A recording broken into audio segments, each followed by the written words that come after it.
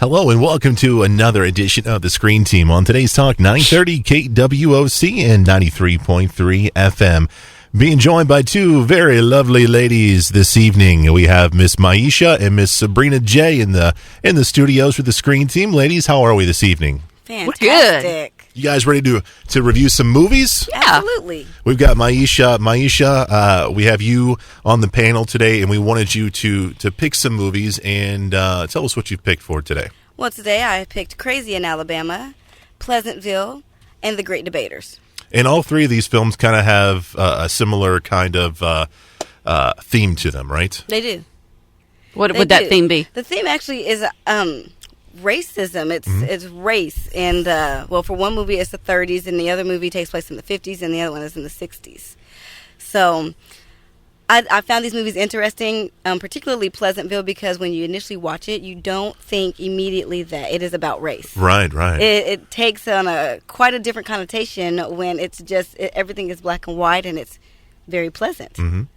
And then all of a sudden it's colored and not colored. It was a cool twist to it. It was a very cool twist. Yeah. Yeah. And we'll get to that movie coming up after we do Crazy in Alabama, Yeah. which is our first flick of the night.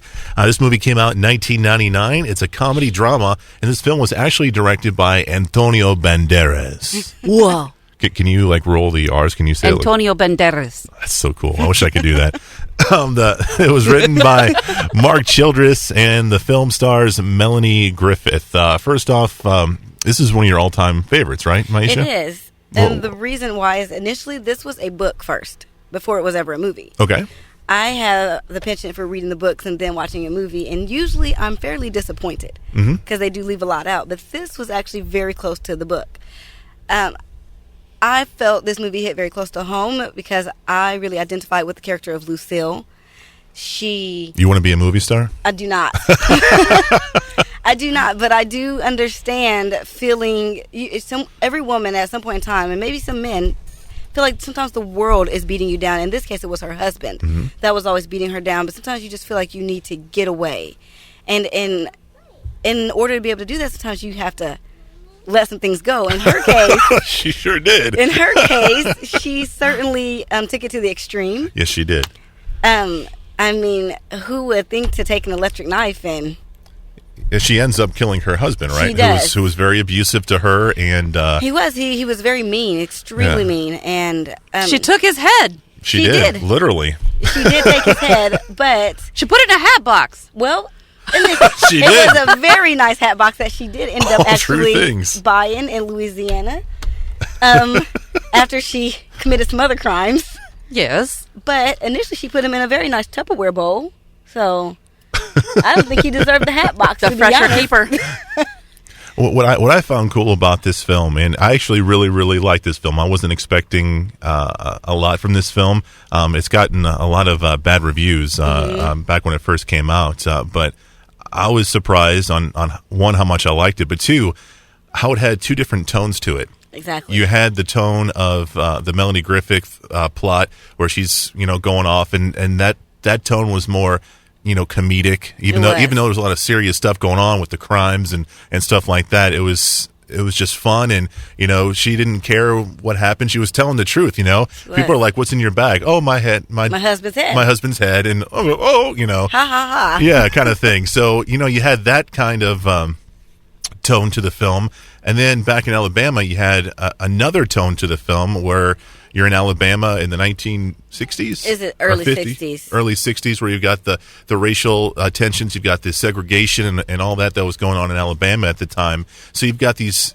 I don't think I've ever seen that I don't think I've ever seen that in a movie before, where you have two different tones. Usually you're watching a movie and it's a comedy, or that but this one, it had two different dynamics, but they kind of weave together and kind of met up at the end, which I thought was cool. So yeah, I really like this film, even though back in the day the critics didn't care too much for it, but I thought it was really, really well done. I did too. It was just one of those movies that, considering that you had P. Joe, who was telling the story, he had it from his point of view, his vantage point. He had his brother saying, just leave everything alone. basically stick with the status quo. You know, we're segregated. They can't swim in the pool, and that's just what it is. And for him at that age to stand up and say, well, no, I saw you pull him off that fence, and you're the reason why he's dead. Yeah. And that level of respect for the black mortuary and the white mortuary, you know, these two morticians, they respected each other, and they're like, if I'd known this was your kid, you know, let me take care of it. It just showed you that not everybody felt the same way. And I thought it was phenomenal acting on the young man's part of standing up and just saying wrong is wrong. Did you ever see the movie Sling Blade? I have not seen Sling Blade. Well, P. Joe was in that. Do you remember? Yeah. You know who I'm talking about? I like the way you talk. I like the way you talk too. Mm-hmm. I've never seen Sling Blade. Sabrina, did you like Crazy in Alabama? It is okay. It wasn't like the greatest movie ever, in my opinion, but I had a hard time paying attention to it. Okay. Well, I mean, could be the time of night that we watched it and all that kind of stuff. But so none of the characters caught your attention. Melanie Griffith. I don't like Melanie Griffith.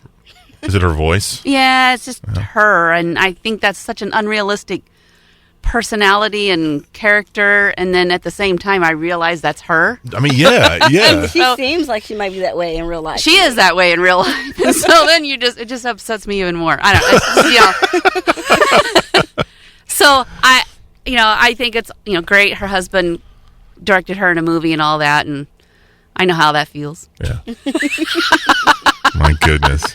You know who I thought did a great job in this film was Meatloaf. Meatloaf was in this film, for crying out loud. He played... I love the way they set him up. He's got his back to the camera, blah, blah, blah, and then he spins and turns and looks at the camera and starts speaking. And Chris looks at me and he goes, that's Meatloaf. I'm like, and that was a heck of an entrance. He played the dirty sheriff in the film, and for being a rocker who's only done a few films here and there, I thought he did a real good job, man. So anything else to add, guys, on Crazy in Alabama? It's not a bad movie. It just, I don't really care to see it again. It's not something I want to add to the library, but I can respect the content of that movie. Well, our library is getting kind of big anyway, so we need to cut back. We need to cut back, yeah. So just keep the head. We're gonna take a commercial break before things get serious here. We'll be back with a review of Pleasantville. That's coming your way next on Today's Talk 930 KWOC.